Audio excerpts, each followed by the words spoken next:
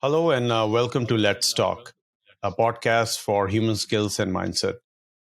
As I always say, thank you so much for pouring so much love.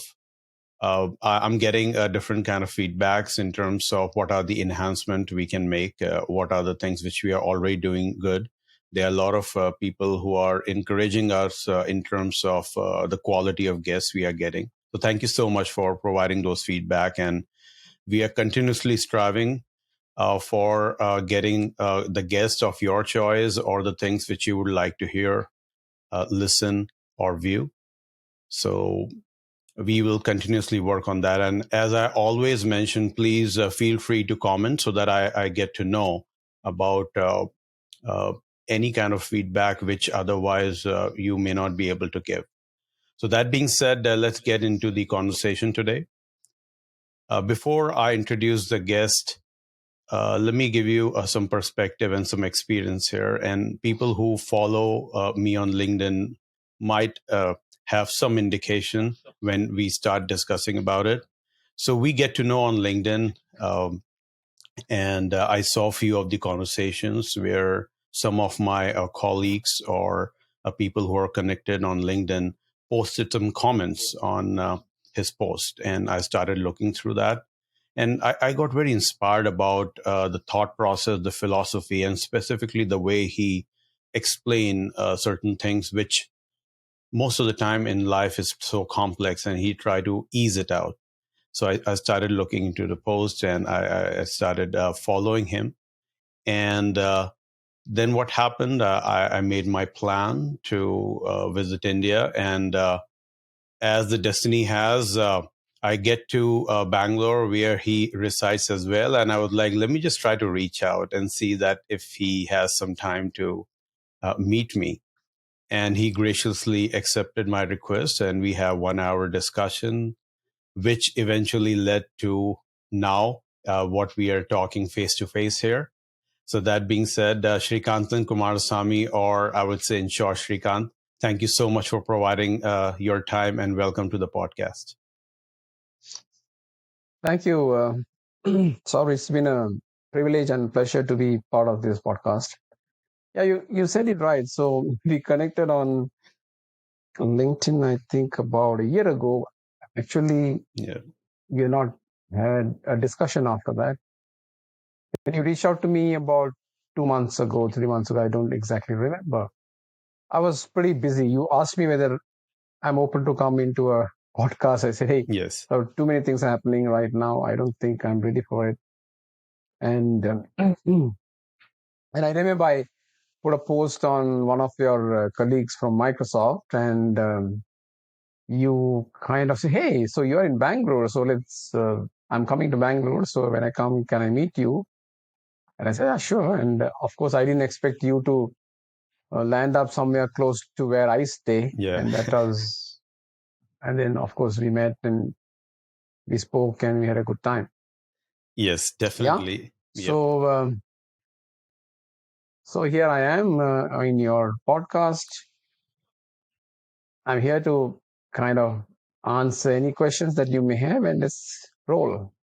Oh, definitely. And that's the whole perspective. What I strongly believe in life, and as I get more my personal experience as well, that as we reach out to the people, uh, by default, humans have a tendency to help each other, and these conversations always provide some kind of a benefit, perspective, and experience for me in my life. So as now we are sitting on having these discussions about different aspects of life, I would like to start with viewers and listeners who do not know about you. So who is Srikant Sure. and what's his journey looks like? Okay.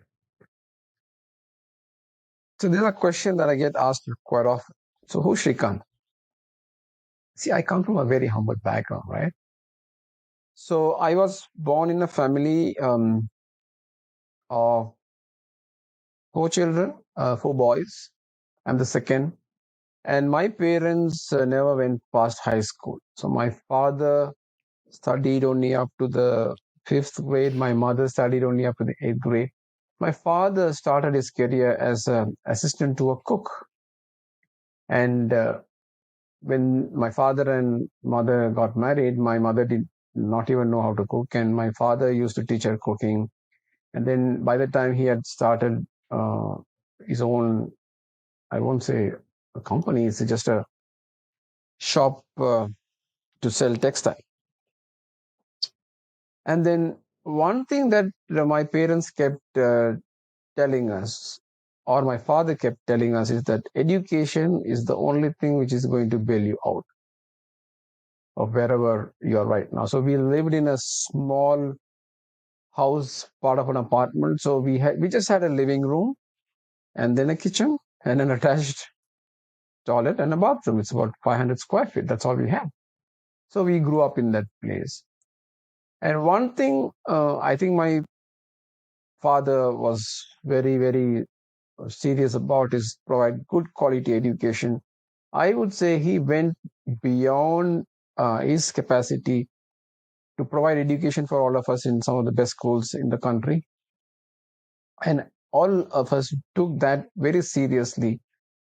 And uh, hard work from my side and a lot of grace from the God, I had the opportunity to go to one of the premier institutes in the country. I went to IIT Kharagpur. I did my electronics in 86, 90. I graduated. And then I started working in the IT industry, right? So it was 90. Yeah, before I started working for any company, I did a couple of startups because I wanted to explore startup. Best time to venture and take risks. And then I joined a startup. I was part of a UK-based IT services company. I grew that subsidiary to about 500 people in multiple locations. And there was a point in time that I could not get along with my boss, so I had to leave. And then I worked for Samsung, then Microsoft. Sometime I actually grew the corporate ladder very quickly. At the age of 32, when I was working for this UK-based subsidiary, I was the country manager for India, right? So country manager, company provider house, chauffeur-driven car, all of that. Because I had this whatever misunderstanding with my boss, I just decided to leave. Without a job, I came to Bangalore. One of my classmates helped me find a job. Then Microsoft. In Microsoft, there was a point in time that I felt, hey, I'm getting stuck. What I need to do something about it. Because around 2005, 2006, I found a coach and started working with a coach. And that's when I realized after working with him for some time that corporate may not be the long term thing for me personally. There's nothing wrong with the corporate. It's just that my way of thinking, my core values were not getting aligned with the way that what I saw happening in the corporate. So I said coaching is something that I want to pursue, but I didn't know how to go about it. One thing, and then I had two small kids. My wife was a full time homemaker. So I decided I'm going to just hang around and figure out. And after 5 years, I got a little bit of exposure to the formal way of coaching defined by the International Coaching Federation. I went through formal training in 2010 and then waited there for about a year with Microsoft. Then I took a call. I had saved up enough money to say, okay, I'm going to sort out my life in about 2 years. I left Microsoft. In 2 years, I experimented so many things. I did a consulting business, training, coaching. I did a couple of startups, all that happened. And then all experiences, no regrets. A lot of people still ask me, hey, you had a good job. Had you continued with Microsoft, perhaps, you could have become a director, senior director, whatever that means. I said, no, this is not what I want to do in my life. So I was consulting for a UK based, sorry, I was consulting for a Indian based company in the wellness space when that pandemic hit. In 2020, March, I lost my assignment. And then I had to rethink the way that I'm going to do things. I said, I'm going to relaunch my coaching business. Okay. Yeah, relaunched it in September 2020. And since then, there is no looking back. It's been an amazing journey. I get to coach a lot of people, uh, contribute to their life, making a huge difference to the way that they want to follow their, I would say, dreams, goals, aspirations, of people from varied backgrounds and varied, what should I say, socioeconomic backgrounds, like a person who has got some 2 years experience all the way up to about 30 years experience. That's what I do. And I mean, we met through LinkedIn. And you mentioned in the beginning that you got to see some of my posts. And for me, the thing is, end of the day, uh, everybody wants to be felt um, emotionally connected to someone. Yeah. So if you also observe my posts, I avoid giving advice to anybody because I don't think I'm I'm not in a, what should I say, I'm not that so wise to give advice. I'm just sharing my own experiences of what has happened in my life, what are the mistakes that I made, and what are certain things that have worked for me. And then I keep meeting people, and I learn from their experiences, and they share their experiences, and that's what I do. And just by being there, putting myself out there, a lot of people reach out to me, either saying that, hey, I want to look at being coached by you, or I have this aspiration to become a coach myself. Can you help me? I said, yeah, absolutely. So anybody who comes to me for any kind of uh, interaction, I'm just there. So for me, if I am able to talk to somebody and give them hope about their future, I think that brings amazing amount of excitement for me. Yeah, a lot of people ask me this question, right? As I told you earlier, hey, had you continue with Microsoft, you could have been this and this and that. So I give them a simple example, and I get them back to a reality, and I give them a perspective. The perspective I give them is everybody has their own life, right? If you start living your life comparing it somebody else's life, you're always going to be in misery, right? So the only way that you're going to enjoy living your life is you have to define a set of core values by which you will live your life. Based on that, create a vision for yourself. Companies create a vision for themselves. You create your vision for yourself, and then align your values, align your vision, and then create a mission statement and just go live your life. It is your life. Okay. Simple example. Sundar Pichai, who is the CEO of Google, most people in this world know. Srikant, nobody knows. Yeah. Put in perspective, Sundar Pichai was 3 years junior to me in IT Kharagpur. He was in metallurgy. I was in electronics. Okay. So today everybody knows because he decided that he is going to build a career and then be there. And he ended up there living a big life. And I also know people who are 2 years, 3 years, 4 years senior to him who have done perhaps academically much better than him reporting to him. So that is their life. Sundar Pichai lives his life. People live their life. I live my life. So everybody have to live their own lives. The day you start comparing your life with somebody else's life, you're done. The only thing that you need to ask yourself is, okay, how am I living my life compared to the gifts that have been given to me by, if you believe in God, God has given me some gifts. How am I living? Am I using all the gifts that have been given to me? Am I living to my potential? If the answer is yes, I think you are living a great life. So for me, it's excitement every day. I wake up in the morning at 4:30. My meditation is done. My workout is done. If my workout is not done, my run is done, and my day starts at 9. 9 in the morning till about 9 in the evening, I have a packed calendar. And when I go to sleep, I'm tired and excited. And I wake up, the same thing. So do I work like this every day? No, some of the days I decide to take off. I just block the calendar. I don't do anything.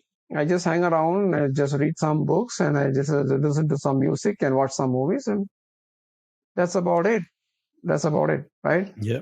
So if somebody comes to me for help, saying that I need this help, I just want to be there for that person. The only thing that I tell people is that the worst answer that you will ever get from me is, I don't know, or no, I can't do this for you. Till the time uh, you you are comfortable with these two answers, you can ask me any questions and any help. Great. So I think you It was a have long answer for a very short question. no. I think it's a perfect answer because I have so many things to unwrap now, and you started from a humble background to a life philosophy, and at the same time you also mentioned about what are the advice you would like to give to the people when they are trying to decipher in terms of their life or their goals and mission. So let's try to go back to a few of the things you mentioned. So one thing is about your humble background. You have four siblings, and you do not have those big houses where you have like each of us, for example, have a separate room and all. You mentioned about that, and then you went to IIT, which is again an inspiration. So for the people, if they are not in India, IIT is one of the premier engineering institution in India, and it's very difficult to get into. Personally, I also tried a couple of times.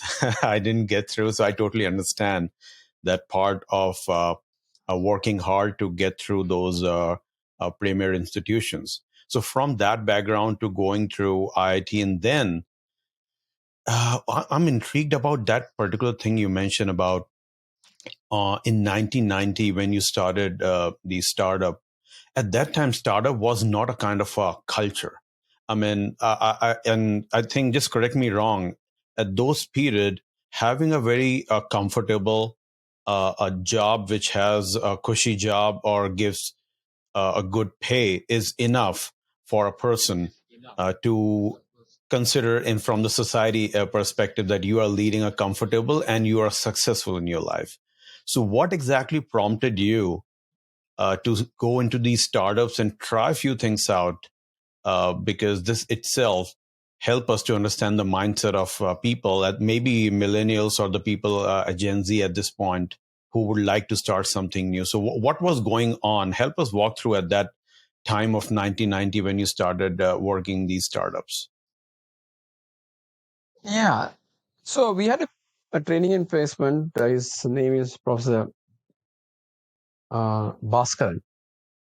And he mentioned to us, of course, he was responsible for making sure that every graduate in IIT gets placed.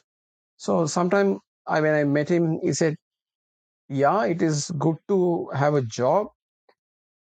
However, um, if you get a job that you don't like to do, and if the money is good, you may decide to hang around to the job because the money is not good, but internally you may not feel fulfilled."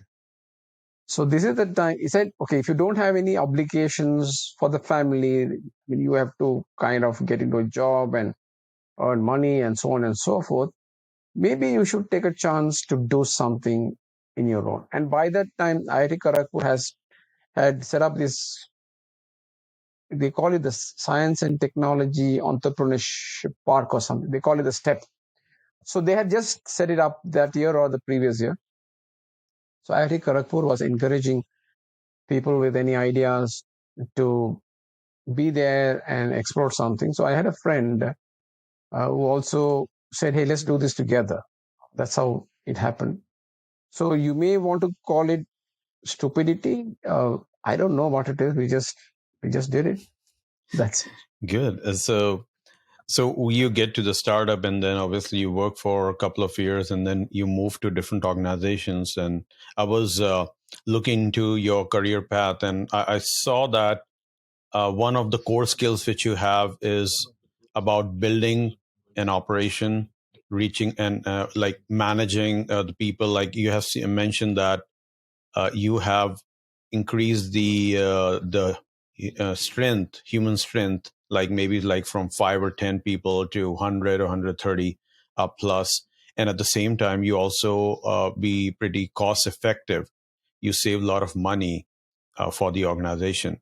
So how was that experience looks like in terms of hiring people and at the same time cutting cost, but not compromising the overall experience of either the organization or the Right. people who are working with you? So help us walk through your Right. philosophy around the overall operations and hiring people out there.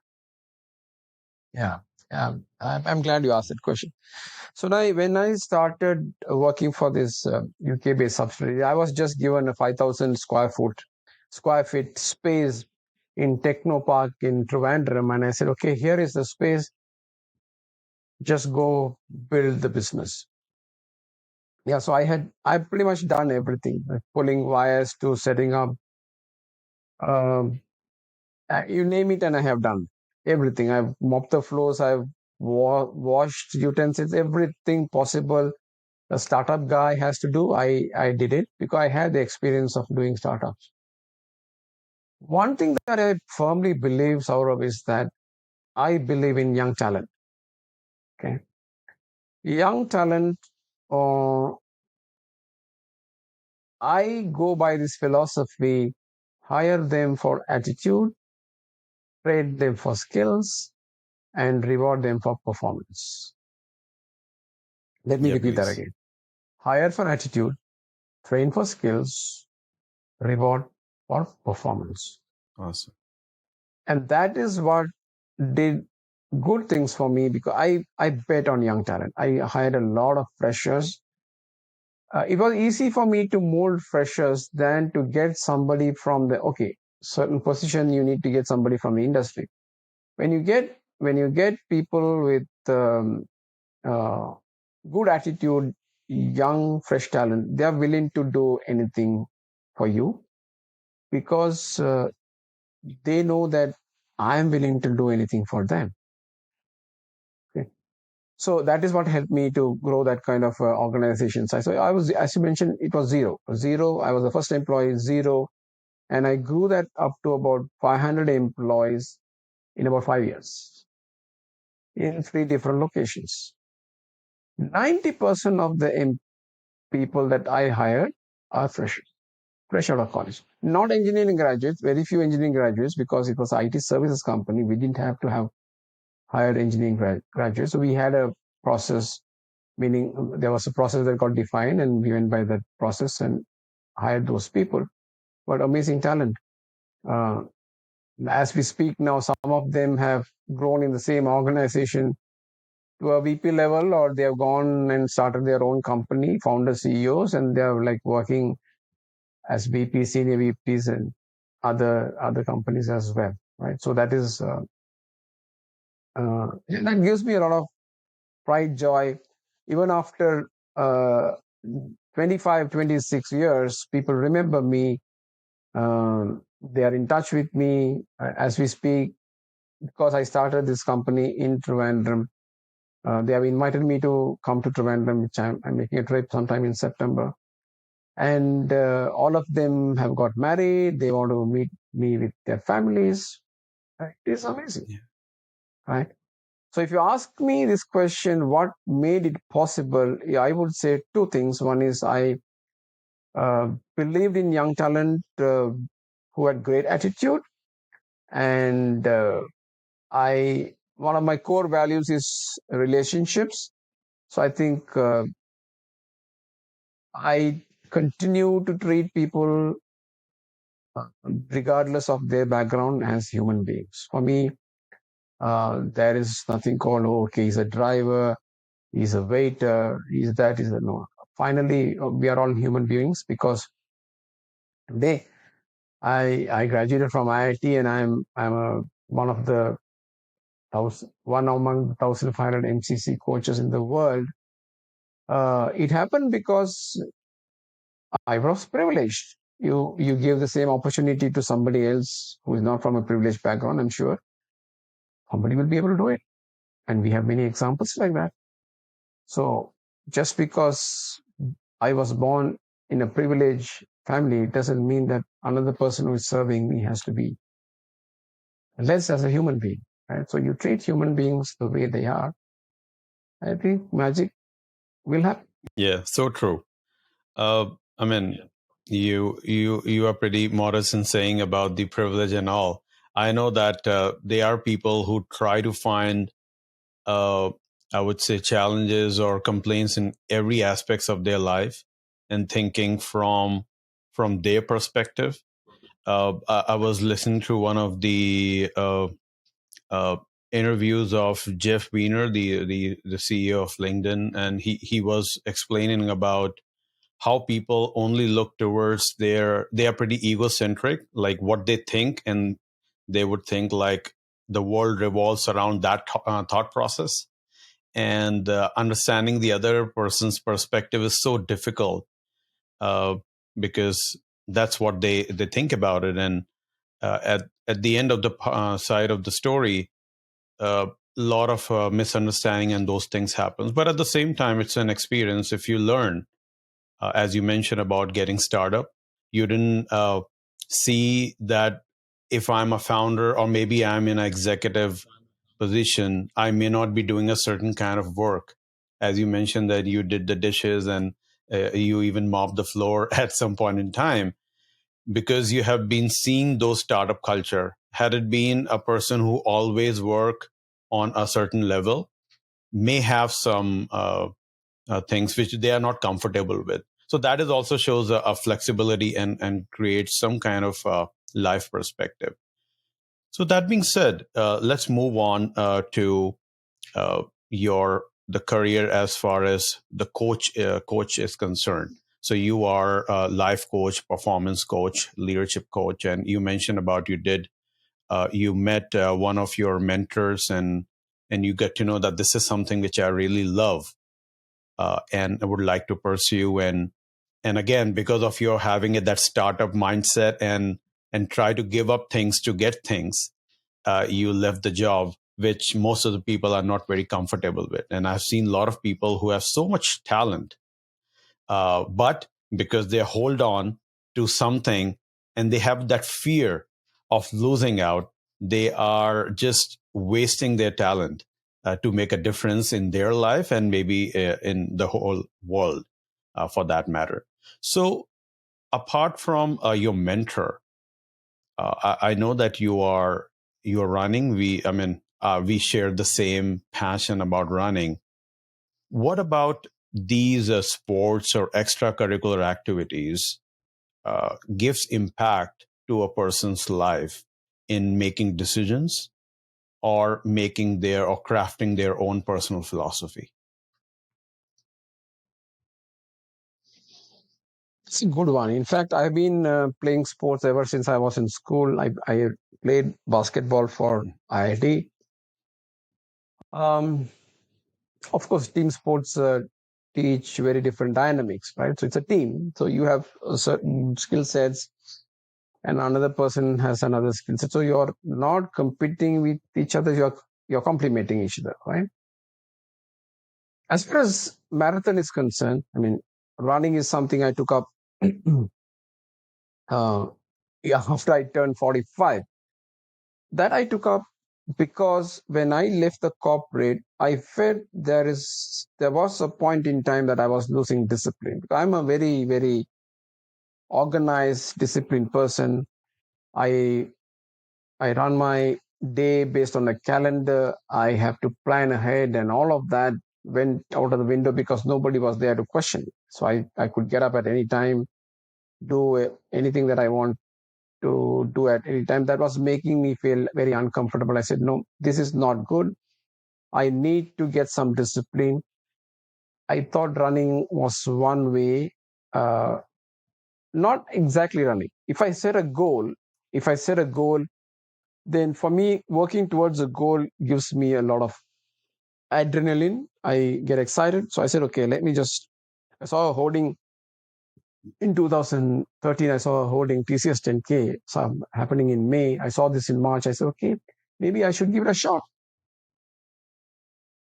So I started running. 500 meters was tough, and then slowly I trained in about 12 weeks or 10 weeks. I don't know. I don't remember. I was able to run a 10-kilometer non-stop. And the day that I finished that run, I said I was going to die because that was a lot of distance for me to run 10 kilometers. Then the running did not give me joy at that time. But the process of getting the discipline to wake up in the morning, allocate time, do your running, do your exercises, that discipline was rubbing into other areas of life. So I was able to pick myself out because I'm doing a business in my own, so that helped me to get the discipline back. Then slowly that 10K became 15K, 15 became 20, 20 became whatever. And then I started running ultra marathons. So what running has done is actually it has made me strong mentally more than physically. Right? So imagine you're running 50 kilometers non-stop, starting 6 in the morning till about 12 in the noon. It's like sun is on your face, you're burning, you don't give up, you run. More than physical strength, it's about the mental strength, right? So that kind of a strength, I can sail through any obstacles in my life. Yeah. Okay. Just to come back to what you spoke about startups. So my son, who is about just 25 years, 4 years ago he graduated from NIT Warangal. He did also BTech in electronics. He said, I don't want to do a corporate job. I want to do things in my own. I said, yeah, sure, explore. I'll give you 2 years and figure out what you want to do. And then when he's an amazing guitarist, so he wanted to pursue music. That didn't happen. Then he dropped it and did a couple of startups that didn't happen. And then I realized that he also was losing focus because discipline was not there. So I pulled him up and we sat and I got running. I used running as a tool to get him back on discipline. Now we are running this business together. He will eventually, yesterday we just put in the application for his ACC credential. In about a few months, he will get his credential for coaching and he will focus on the 20 to 35 years old age group or whatever. Now, so that is what running has done to me, and that is what running has done to my son. So anybody who comes to me and says, hey, I'm struggling with my discipline, I tell them, you want discipline? It's an easy way to get yourself disciplined. Yes, that's so true. I mean, personally, I also got a lot of inspiration. So life happens, and you may have ups and downs. And if you have a personal reference point, a high point of what you have done, then that may be one of the greatest motivators. Because, for example, when we say that human can do whatever I mean, if they want to achieve something, they can definitely do it. So that is one thing which you have read or maybe Sure. have seen. Maybe I say that, okay, I have seen Srikant's journey and I'm so inspired. But then at the same time, if we have my life experience, then I would be much more motivated and then try to see that, okay, Saurabh, you have done this. So why you are kind of not going through that now at this point? And running also gave me that perspective, as you mentioned, that starting people gasp for breath, even 500 meters, 1 kilometers or a mile is difficult. But human body is just like a kind of elastic. Like the more you stretch, the more it provides you I would say the recoil would be in the terms of motivation. You will be bounced back much more stronger than that. And that can impact your other aspects of your life as well. So that's so true. Absolutely. So in that perspective, let's move on to the current environment. So you mentioned about the coaching. One of the thing I think you must have asked, and I think when we met, we discussed as well about the difference between the coaching or mentoring or counseling, or some people say therapy. And sometime when we get into therapy mode, people like, no, I don't have any medical issues that I want a therapist in that terms. So how do you how Right. do you kind of decipher those, and what's your perspective on that? Sure. Yeah. I help you understand that. So all of these um, are methods of helping people grow. Um, and all of them have a time and place. You can't say this is good, this is bad, this is better, and so on and so forth. No. So let me just give you an idea. You look at therapy and counseling, they're about actually looking at the past and helping an individual to resolve issues in the past and come to the present. Okay, therapy and counseling. Coaching and mentoring is about the future and helping an individual to go to the future starting from the present. So if you have to bifurcate, one is dealing and resolving the past, and one is going towards the future. So one is resolving the past, coming to the present. The second one is from the present going to the future. So that is the way that I would look at it. Therapy is about you may have had issues which have hurt you very badly. Okay. Perhaps there was a bad relationship, or there was an abuse when you're growing up, or you're dealing with some kind of addiction, right? So these wounds are very deep. They need to be healed. That is when therapy helps. Okay. And you need to be a qualified therapist, regardless of which country you are. And therapy is about going into the past and pulling out some, it's like, opening a wound and taking that pus out, kind of a thing, if you Yeah. want a metaphor. Yeah, helping them to just take that pus out, and then getting them to heal. So counseling is, hey, I have gone through this. Once again, um, I'm not able to get out of my past for whatever reason. I've had a bad divorce, I had one issue, whatever. I'm actually brooding over the past. I'm not able to come to the present. So counselor will help you with that. So for therapies, you have to be qualified in psychology, psychotherapy. For counseling, you need to be qualified in psychology. Now let's come to the mentoring and coaching. Right? Mentoring is about, if somebody comes to me um, saying that I want to be able to run a full marathon, I have done it myself, so I got the domain expertise. I give them a prescription saying that, hey, you want to run a full marathon? Here's a prescription. So not run before. Let's do one thing. Here is a plan for you to run a 5K. When you're done, we'll do a 10K. When you're done, we'll do a 16K. When you're done, we'll do a 21K, and so on and so forth. Right? So I'm prescribing something that has worked for me to a person who is coming to me saying that, hey, I want to run a full marathon. So that is mentoring. So be a mentor. I'm using my domain expertise. And in the relationship, I'm the expert. The person who's coming to me is the novice. Right? In a coaching relationship, both the coach and the coachee, or we call the person the client, are at an equal level. Right? Coaching happens from a space of not knowing. I give an example.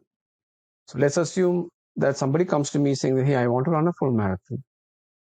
I am a marathoner.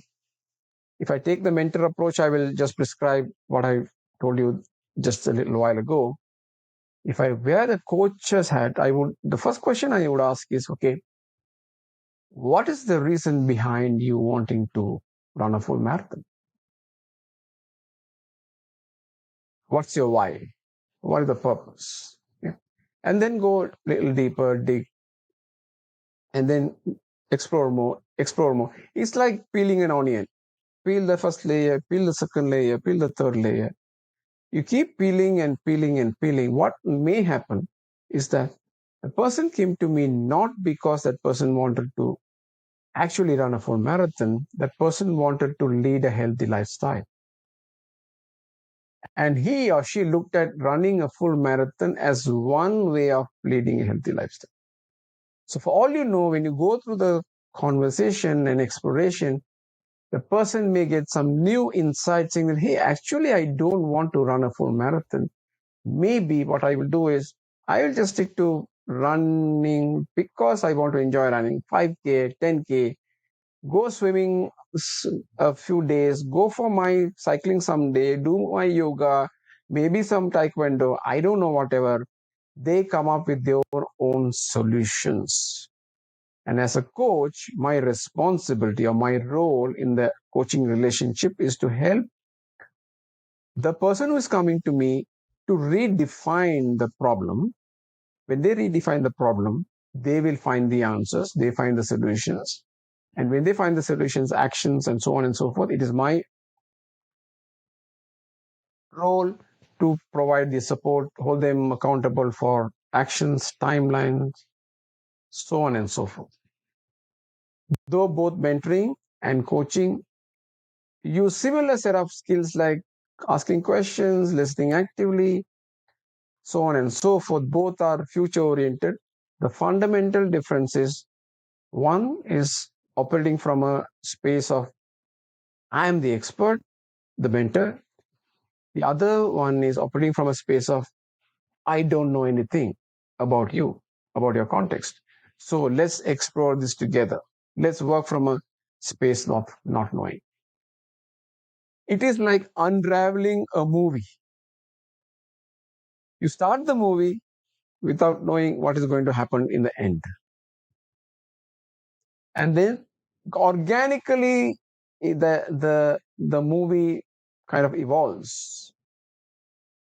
A mentoring relationship, you pretty much know what the end is, and you can say, okay, this is every time this is what is going to happen, right? It is like watching one movie again.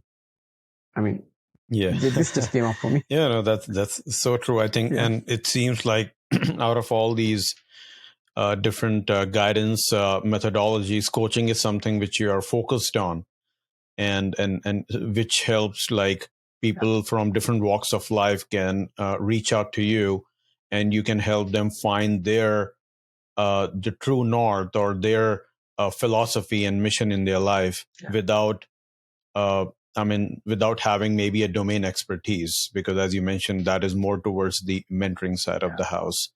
So that's great. So let's go towards the end of the conversation here. Is what's the next step? So, for example, the viewers and listeners who are seeing or viewing or maybe listening, depends on the different platform on the podcast is, if they would like to reach out to you or any other coach for that matter. So everyone has their challenges in their life, and they would like to reach out to the coach. So what are the few things they have to consider? And specifically for you, which is the next question, would be, how would they reach out to you? Okay.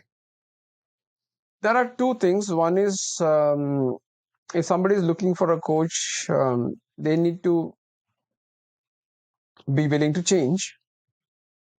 They may not have clarity about the future, which is perfectly fine. They can work with the coach and um, get the clarity. Willing to change should be one requirement uh, to be coached. If you go to coachingfederation.org, coachingfederation.org, and there is a directory which is available. You can just uh, choose the country and look for a specific, choose the country, city, all of that you can do. I mean, it's a vast directory. There's some 45,000 coaches who are available. They are looking for a coach, they can go there. If they want to reach out to me, there are two ways that they can reach out to me. They can go to LinkedIn, type my name, Srikanthan Kumarasamy, and then send me an email, or I can give my email ID to you. It is sri at the rate coachshrikant.com.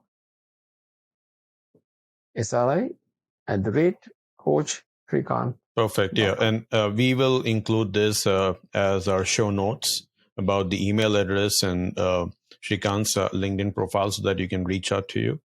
And at the same time, I think I would also add that if you are still trying to juggle through to reach out to the coach, coach can be anyone in your life as well. Your family members or your friends or anyone who you looked up to. You can start from there, but sometimes people are not very comfortable with the people they know because of the fear of getting judged. So definitely a professional help is so much important. So that being said, Shrikant, thank you so much for spending some time providing your perspective on the podcast. And definitely, I'll look forward to meet you again when I'm in Bangalore. And if you are coming down to the US, feel free, and we can have some awesome conversation as well. Absolutely. And any last word from your side before we call it a day? Absolutely. So, let me thank you for inviting me to be part of this podcast. It's a privilege to be here. The last piece of advice that I would give anybody is, it doesn't matter which stage of life you are in right now, find a coach. If Warren Buffett and Bill Gates and Michael Johnson and Michael Jordan can have a coach, what is stopping you from having a Wonderful. coach? What a nice way to end that. Thank you so much, Shrikant. Have a great one.